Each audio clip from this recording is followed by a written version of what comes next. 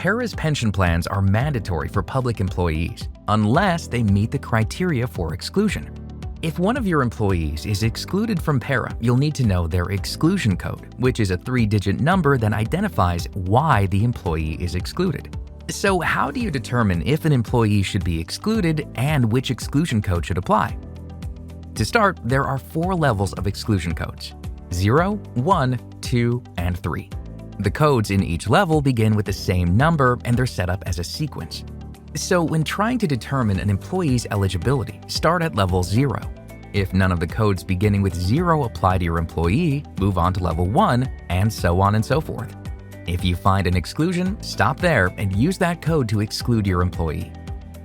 If you review all 4 levels of codes and none apply to your employee, that employee is eligible for Para and you must enroll them. As an example, let's review the exclusion process for our new employee, Bob. Our first step is to review the codes at level 0 to determine if any of them apply to Bob. The level 0 codes relate to employees who are excluded due to an affiliation with another entity. For example, full-time students under the age of 23 or para-retirees. We go through the list of 0 codes and confirm that Bob doesn't have any affiliation with another entity that would exclude him. And so we'll move on to the next level of codes, which is level 1. The codes in level 1 relate to the type of position the employee holds. Examples of excluded positions include temporary or seasonal positions lasting 6 months or less, election officers, and volunteer ambulance personnel. Bob's only position at our unit is a 5-month temporary position, which falls under this category. And so we'll stop reviewing codes and exclude Bob with code 101.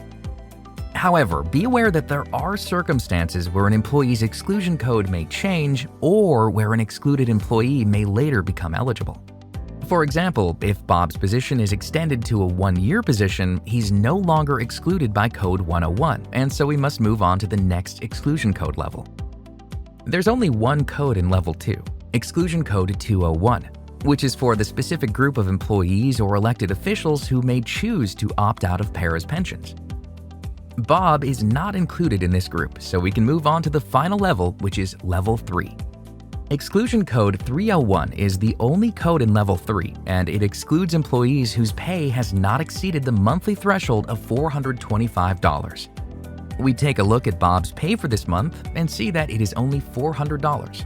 This means that even though Bob passed the first 3 exclusion levels, he's still excluded due to his salary. And so we're going to stop here and exclude Bob with code 301. However, we will want to keep an eye on Bob's pay because if he gets a raise or picks up extra hours and 1 month his pay does exceed $425, then he will no longer meet the final exclusion. We will then have to enroll Bob starting with the paycheck that put his monthly earnings over $425, and he will be a Para member until he terminates from our unit, even if his monthly pay never again exceeds $425. For more information, including the full list of exclusions, refer to Chapter 3 of the Employer Manual.